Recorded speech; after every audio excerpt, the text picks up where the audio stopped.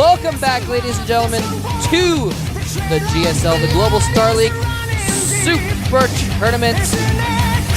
Every morning we come here and the tournament, like we were talking about yesterday, rips off its jacket, shirt, runs into the KTLA phone booth and changes into a super tournament.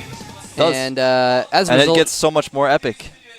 As a result, you guys get to see some awesome games. Even in the round of 64, there hasn't really been, maybe one or two, but there have not been many matches thus far in the entire round of 64 that have not been really fun to watch. Exactly. There haven't really been that many, knockout, he's, that much better than the other guy. And even some games like Creator Prime versus MVP, that was the game that everyone was like, oh, this is going to be a joke. I don't want to watch. And then it was like, MVP almost lost. So that was cool. Well, up next we got Revival versus Ensnare, TSL versus OGS. So, who do you think's gonna take this match, Moletrap? I don't know. See, the thing is Revival. I think Ensnare is probably the favorite. I think he's probably the favorite. Definitely. In my opinion as well. He's actually been in GSL. He's been in Code S. And Revival's a pretty new player. He's only barely been in Code A a little bit. He got eliminated in the round of 16 of Code A. Sorry, the round of 32 of Code A last season. So he doesn't really have that much experience. And we're going to get a shot of our players here in just a moment. There he is, TSL Revival. He actually did. I forgot. He did. Yeah, he got to the round of 16. And got eliminated though. He got to the round of 16 the previous season, and they got eliminated in round 32 last season. So unfortunately, not even in Code A next season. But I kind of like, he played, if I remember correctly, against Keen. Let me double check that. No, it was Ryung. And he had some really cool stuff going on. He played ZVT differently than anyone else did. And so Ensnare, he's not really the best Terran. I could see him getting caught off guard by something interesting from this new and relatively unknown player.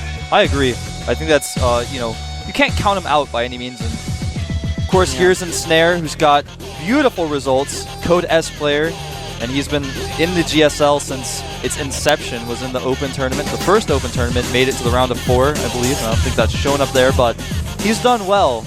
Yep. Ever since the GSL started. Yeah, as you can see, he hasn't really gotten too far though, and that's why I say he's good, but he's not the best. Right. He's a consistent player, but not one of those best players in the world players. Yeah, exactly.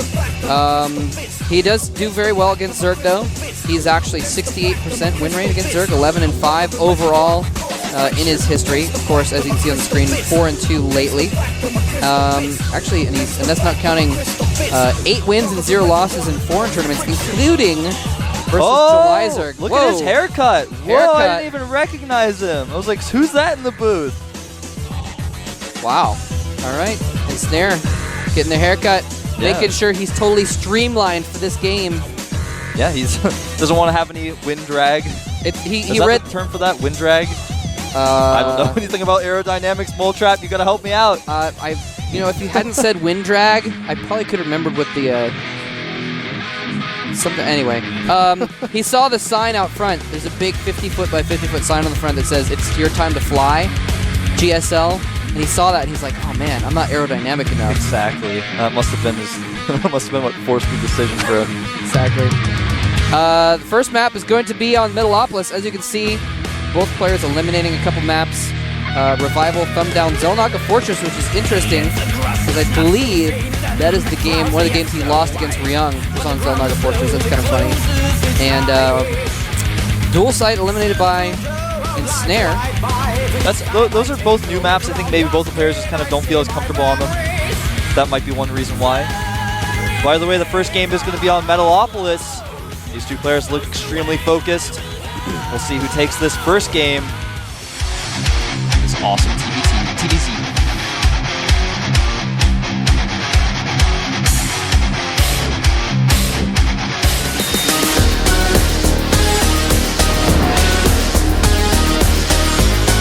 TSL Revival versus OGS Ensnare.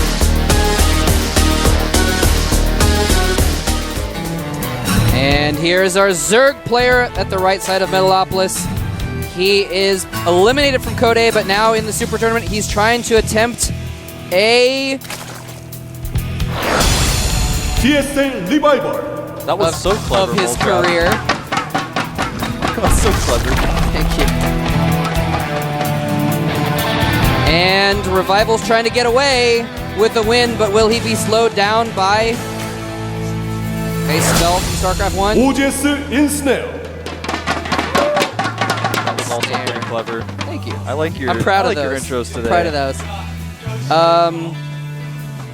Ensnare, Kim Sung Chul or Chul, something like that. Revival, by the way, just in case you guys are wondering, used to be known as TSL Pretty Yeah, and TSL Posh. I didn't know about the Posh. That may have been his favorite Spice Girl. That's pretty funny.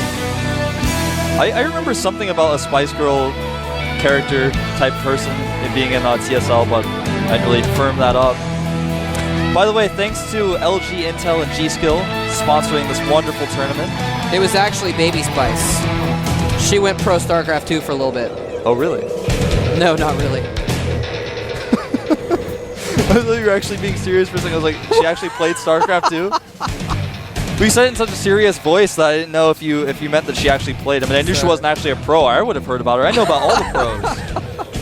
Not necessarily the girl pros, you know, the girls that do well in StarCraft 2, and then everyone calls them pros even though they're not that good. Yeah. I don't want to give my opinion on that because there's a huge controversy on the internet about it. People are going to get mad. You know, I actually have that problem a lot that I make, like, you know, straight man jokes. I make jokes where you, like, say it deadpan and that's why it's funny. But I say it so deadpan that people don't realize that it's a joke and it causes issues sometimes. And I have to be like, no, I was joking. So you're giving me some factual information, Moltrap. How am I going to be able to rely on you to keep making jokes in serious voices? I'm sorry. Did you know that one of the Spice Girls married a soccer pro? I didn't know that. But I wanted to mention that Ensnare is getting a really fast command center off of just one barracks. And hold that thought, though. Some drones coming out to chase the Marines back from the Overlord. Looks like he's going to save the Overlord for the moment, but he's at risk of losing a drone now. And, wow, actually just going to follow those drones back. Zerglings are out. Overlord looks like it's going to survive the day. This is actually a really cool build by Ensnare. He went for a gasless expand off of just one barracks and scared his opponent. Really, you know, brought an SCV, brought 2 Marines, and then Revival just didn't know what to expect, pulled a lot of drones, lost a lot of mining time, and now the expansion is going to be up. Bunker nearly complete. So Ensnare putting himself into quite a lead here at the beginning, I would say. Yeah, he's going to have his econ going really strong pretty quickly. Now, is Revival going to figure this out, put some pressure on? Because right now he technically doesn't have a lot of Marines. At the very least, he's going to be able to drone up now that he realizes that Ensnare is going to just kind of be chilling in his base for a little bit. Yeah, and another thing to know is that Ensnare built his command center on the low ground, so he is immediately mining for that, not hiding, not keeping his base for a while. And that Zergling, did that Zergling actually see the command center? No, did not see the command center. Didn't even see the bunker at the front. Oh man, now if he blocks the second one, it is going to be really bad for Revival. Revival, those Marines were there the last time. They're still there, buddy. He is going to get forced back there, and a factory going up for Ensnare, and I believe he's making a reactor there. He might switch over and get some Hellions out. This is a really nice follow-up, because the only way he can put pressure on him is like, oh, you've got no defenses, I'll make a bunch of Zerglings. So if you get a few Hellions out, you can deal with that. Yeah, it's a smart choice. Did get that double gas immediately after making the command center, so he was able to get those Hellions out very quickly. And still, right now, Revival completely in the dark. Has not seen the command center. He saw the Marines blocking, so that's a good tell that there's a command center there, but he doesn't know for sure. And that's always a really scary situation to be in as a Zerg. Zerg players really rely on that scouting information to make most of their decisions. Don't usually make blind choices, because you can lose really easily as Zerg if you make blind choices. And Zergling is going to run in here now, though, and see everything, including the Hellions. Yep, that was a good scout, and Ling is not going to catch sight of this starport, of course. He's going to go into Banshees as well. Since Zerglings do not have jetpacks like Reapers.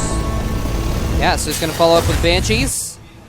So, Ensnare going heavy on. This is going to be interesting. I wonder if we're going to see like a dual harassment with like the Hellions on one side and the Banshee on the other. And he's getting Cloak as well. So, that's really interesting. Yeah, that's actually almost too much of an investment. A lot of times Zerg players will expect to see Banshees after Hellions.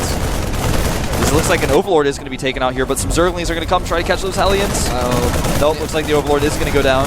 Tried to save it. Yeah, He's and it's a good move for him to keep him. Actually, he's evacuated the Zerglings altogether, so they're not even going to try and help out this hatchery at all. Yeah, it's going to take a million years for those Hellions to kill the hatchery. Lair is going up.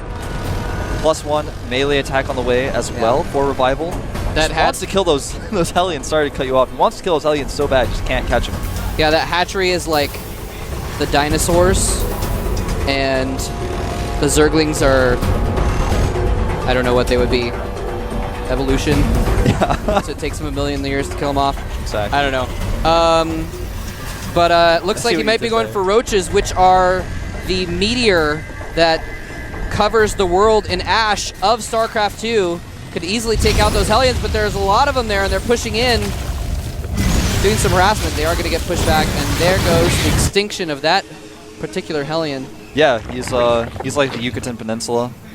Now remember, all of this is just theory. Nobody really knows what happened to the dinosaurs. That's right. Nobody really knows. Well, one of them got a time machine and saw that TV show Barney, and he was like, oh my god, this is what's going to come with dinosaurs. I'm just going to kill myself now. That's truly the reason why dinosaurs left the Earth. They got time machines, and they found out about Barney. Now this Banshee is going to come in and start to get some kills. I don't see an Overseer anywhere, so he's going to get several drone kills before anything is going to happen. I don't know, he should maybe target down those queens, but it looks like he just wants to get as many drones as possible. Yeah. And the Spore Crawler is already going up, so yeah, targeting the drones is a much better choice. There is one Overseer. Oh, there's the Overseer. Can't be. Oh, he made 2 Overseers, so he's actually going to be able to see both of them. But the Banshee just getting so many kills, not attacking it right away with that queen. One Banshee up to 6 kills, the other one sitting at 7. Wow, and he's actually, yep, so Spore Crawler goes up in the natural, not in the main. He actually had a chance where the Overseer wasn't there to hit some more drones in the main, didn't take that opportunity, but still doing a decent amount of damage. I see 8 kills and 7 kills on those Banshees. Is that what I'm reading correctly? 15 kills total between the 2 of them. And that gives him map control as well. Yeah, he's actually got Banshees. He's made 1 more Banshee. He's still seeing the Banshees he had around to kill off creep tumors that are being made, Zerglings around the map as well. And right now, Ensnare has already transitioned back at home, started making siege tanks, has made a 3rd command center. So he's just kind of planning on getting his siege tank count up and playing that very normal TBC style. And do you see the direction that command center is flying? do. He is going for the gold. Ensnare is going to try and take that high yield minerals in the middle of the map, and it's a little bit more vulnerable, but right now he has like super duper map control with the Hellions and the Banshees, so he can easily take that. In fact, with the Banshees as part of his army, it's going to make it very difficult for Revival to want to engage with those roaches against the tank, marine, Hellion army, and here they come. Does lose a Hellion, but the tanks are sieged. Oh, that volley just at the extent of the range does a lot of damage. He's got Banelings coming out as well, so that could actually do pretty well. Those Banelings are actually pretty good against Hellions as well as Marines. So only 3 tanks out. So if the Roaches tank the damage and the Hellion Banelings get in there, they could do some hurt. Yeah, so the Speedlings get behind the Hellions as well somehow, and the Banelings hit them. Banelings do quite well against Hellions as long as they can hit them. Yeah, that is the key to Banelings' that's the stipulation. Success. So Ensnare has made that gold base into a planetary, just now finished up. He's actually going to be switching his starport to a reactor to start getting more medevacs out. In fact, he was trying to do a drop, was deflected. Yeah, a good choice. And that's because Revival has Overlords all over the map, spotting every single place they're dropped. I don't know how well you guys can see on the mini-map. A little bit of Banshee harassment here, trying to pick off some of those Banelings. Uh-oh. Really smart. Revival not even pulling them away. Wow, targeting down the Banelings, chopping them. He needs to get those out of there. There's a drop in the dropping main. at the top as well, which is going to get cleaned up pretty quickly. There's that Banshee. He's actually going to take out a Queen. No, the Queen gets away with just a few hit points left. Back to the safety of the Spore Crawler. But these Banshees, this like late Banshee harass is really doing a lot. Now Mutalisks are coming out, so that those Banshees are going to be pretty much shut down, but a decent push coming down the left. That really shows Ensnare's knowledge of timings. Knows how long he can push the Banshees, use drops before the Mutas are out. Now he's going to push forward here and try to pressure the 3rd base location, scanning to kill some creep tumors. Just using those Banshees to pick off units wherever he can. I love that. That's a really nice move, really smart. And this hatchery for Revival, I don't know what he was thinking with that. He's going to have to cancel that ASAP. It didn't even cancel it, losing that hatchery. Wow, and this Banshee just going to work on the Banelings again. Banshee with lots of kills now, and he made these like Banshees have like 20 kills apiece. he made like a Mutalisk, and that Mutalisk actually might get a kill, but in the meantime he's going to lose his 30, or if he doesn't do something quickly. There's Zerglings there. Banelings coming in though. He needs to get out of there, and a few Marines stay behind to try and finish off the hatchery. Doesn't work, but he's going in with everything. Roaches as well. And the Banelings killing all of the Marines and even taking out a tank. The Roaches cleaning up. And Revival saves his third and destroys Ensnare's entire army. That was pretty nice. That's how you be decisive. That's how you to be aggressive. That's how to take out armies. We saw last game, we saw Fox Moon try his best to attack armies, but he was never that decisive. And to attack armies like that and try to trade, you have to be extremely decisive. This Reaper going to try to do some scouting, but it run into some Mutalisks. And guys don't get a shot of it. Yeah. And Infestation Pit is up as well, as you can see there. There is that Reaper. And that Reaper somehow... Oh, nope, not going to get away from those Mutalisks. Jetpacks cannot save you from flying. It's really cool. He put that Reaper there to kill the drone that was going to make the hatchery. That was his plan with that. Very specific idea. Could have worked out if the Mutas didn't find him. Yeah, even checking for that base on the high ground of that main as well. And here's Ensnare. He's got a pretty decent defense set up. And Infestors are on the way, Mole Trap, and that's going to really beef up this Zerg army. It's interesting that he actually made them before the pathogen plants. Actually, they might behold that thought. Mutalisk and Roaches charging in here. Banelings forcing the Marines back so the Mutas can kill off the tanks very easily. And he's just going to go ahead and take that damage and fall back. And actually, it looks like the timing might work out perfectly on those pathogen glands after all. Let's find out. It's a race. It's a race. I know a lot of Zerg players really try to time it just perfectly, but it looks like he messed it up because the Infestors finished right before the pathogen gland. Some Overlords over here sightseeing in the wrong no-fly zone. Ensnare saying, get out of here. He's actually moving a dropship into place and maybe do some harassment. Yeah, now, and they're about even in supply right now, but here's the thing. Ensnare has $2 grand in the bank. And he really, he could be doing a lot better. He could be putting a lot more pressure if those 2,000 minerals were 6 barracks and a bunch of Marines instead. Exactly. So, I mean, that's basically, imagine if in that last fight he'd had a couple dozen more Marines. Might have been a different story. And here's a drop coming in for Ensnare. Take out that Queen. At the very least, he's trying to target down the Infestation Pit. Doesn't get it. And attacking the bottom at the same time. That hatchery that took so much damage at the bottom got killed, but now a fungal on those Marines takes them all out. And the Zerglings wishing they could jump up in the air and hit those medevacs. Ensnare has taken a 4th at the top, so, oh, nice. Fungal stopping those medevacs from escaping even though they weren't really trying. Is he going to let that? Yeah, he's going to, oh, never mind. Muta's sleeping in. Cleaning up those medevacs. Killing actually 4 medevacs with those Mutas. That's pretty huge. And actually the supply right now, Revival has taken a supply lead, but Revival does have that scary 4th base up. When the Terran gets to a 4th base, gets a ton of production facilities, it doesn't matter if you're 20 supply ahead because it's so difficult to break. Muta's going to come in here for some harassment, see some missile turrets, try and decide if they want to go for it.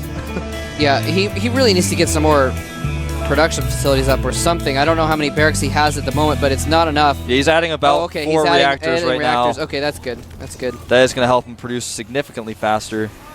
Yeah. There's some extra starports, actually. Ooh, that's kind of interesting. And in fact, is that a fusion core Mole Trap in the production tab that you see? Oh, it is a fusion core. Oh my goodness.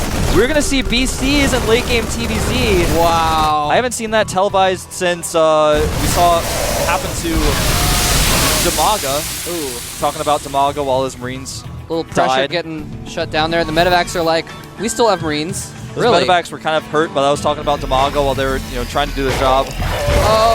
Oh, nice. Fungal takes out a bunch of Marines. And, yeah, just donates those medevacs. He's like, I've got, I don't know. Anyway, Ensnare going for a drop again. Mutalisks are on top of it. Those Mutas. And he's going to try and take out a Muta or 2. The Mutas stay and fight, and he loses 1, and only 1 Mutalisk. Wow, Ensnare's like, you know what? I'm sick of medevacs. I can only have 1 air unit at a time. I lost all my Banshees. I made medevacs. I need to lose all my medevacs so I can build battle cruisers. Well, he's got a ton of resources stacked up, Moltrap. Maybe he's going to start cranking those out. First battle cruiser is in production, as well as 3-3 upgrades. So those Marines are going to get significantly scarier. As far as his tanks go, he's got +2 weapons on those as well. So he's got some serious upgrades. Yeah. Now, Ensnare is trying to take the top base, the 12 o'clock, while Revival takes the 6. So we're going to see some huge macro. This is going to be like a fastest map ever, man. We're going to see BCs. Yeah. We're going to see Broodlords. We're going to see massive amounts of bases. Huge upgrades. What kind of a weird situation that could happen? There is going to be a small drop over here, so hold that thought. Looks like these mutas are going to chase him down. Yep, drop at the top. It's going to be a little bit halting. Baneling just chilling underneath there, waiting for the Marines to come out. And that goes down with very little damage and an attack at the bottom at the same time while the Marines are out of position. Gets a couple tanks, but is forced to fall back, but saves his infestors. Well, what I was trying to say earlier is if the Broodlords get more before he scouts the BCs, he's going to wish he had those Corruptors. Yeah. And Nice Fungal is killing all of those Marines. Double Fungal is quite good. Marines trying to get the best of what they have, trying to scan, kill some creep tumors. How did that one Marine survive with 1 hit point? That's amazing. It was a miracle. His whole squad died, but he had 1 hit point left. Here come those Broodlords I was mentioning earlier. Yeah. In fact, he's making 8 of them right now. And like I said, when those battle cruisers join the fight, he's going to wish he had those as 8 Corruptors. Yeah. Yeah, he's going to wish he had Corruptors, and that's going to be really interesting, actually, how these battle cruisers are going to play into things, because he doesn't have Neural Parasite. So the BCs could be very strong against Zerglings and Banelings. And the BCs and there are they spotted. Come. Fungal growth. BCs like lol. I've got so much hit points, but here come the Broodlords, flanking and killing a lot of units over here on the side. There aren't enough BCs to really help deal with those. Ensnare needs to pull back to his main base and wait until he has a stronger army, because right now he's losing so much from these Broodlords. C-Stakes splashing each other, and the battlecruiser can't actually do anything because the Mutalisks are just too many of them to deal with just that one BC. Yeah, Revival keeping those mutas alive, hiding them from even me. I didn't realize he had that many left. And that's actually going to make it very difficult to use BCs against those Broodlords. Yeah, this is actually going to be I like the BCs against Broodlords and against everything else, but those Mutalisks really change the dynamic. Yeah, you've got to have them all at once. You can't have them split up. But the Broodlords are being targeted by these BCs. They don't have the Yamato cannon just yet. And the Muta's engaging a little bit too early, but I think Revival is going to take this fight. Yeah, Fungal all over everything stops those Marines from being able to stop the Mutalisks, from stopping the battlecruisers, from stopping the Broodlords, and the Broodlords live to see another day and to, in fact, win the fight.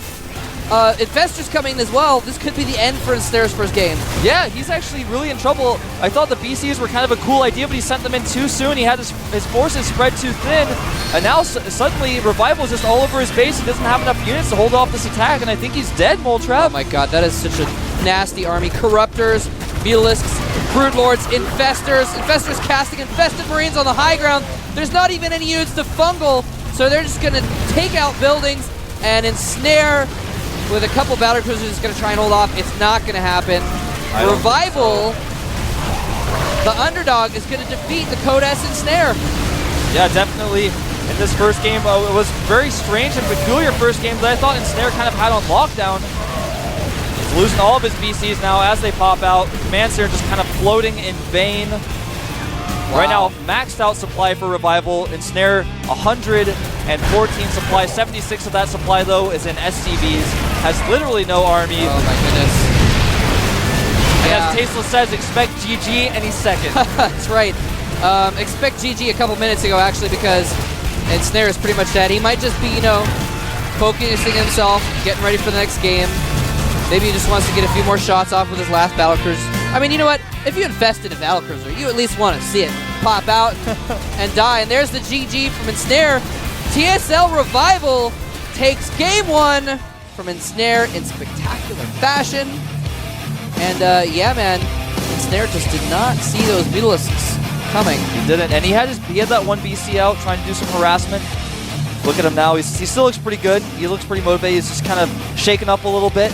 But he's getting himself mentally prepared for that next game. And look at Revival, who looks extremely calm, collected after that first game. And Moltrap, what's our next map? Next map is going to be our new Belshire Beach. Yes, our new map, Belshire Beach. I want to say our new tropical paradise of a map. Nice place for the players to relax on after a very tough first game. Belshire Beach. Well, I have to be critical of Ensnare that last game. He played a very, very good macro style. He got the fast command center up, then he took the gold base, and he had complete map control, and then, like you kept saying, he's got 2,000 minerals? Why does he have 2,000 minerals on just 3 bases in the mid-game? Why didn't he add a bunch of barracks? Why didn't he add a bunch of production facilities? And that's what I have to be really critical about him. Great map control, great choices, not enough production facilities. Good macro at the start, didn't follow through with it. Huh, yeah.